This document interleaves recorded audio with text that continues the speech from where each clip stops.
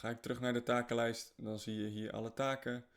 Maar stel je voor dat ik nog een mailtje hierbij wil voegen, omdat ik die heb ontvangen en aan de taak wil toevoegen. Dan doe je het volgende. Dan ga je naar je mail, linksboven.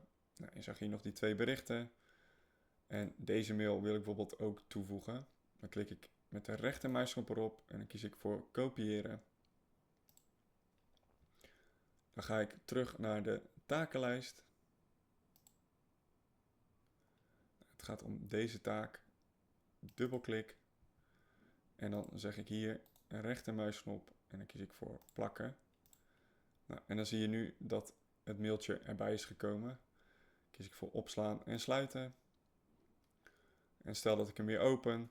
Ik zie hier de 2 mailberichten en ik wil bijvoorbeeld dit mailtje lezen. Dan doe ik even dubbelklik. En dan kan ik het mailtje openen.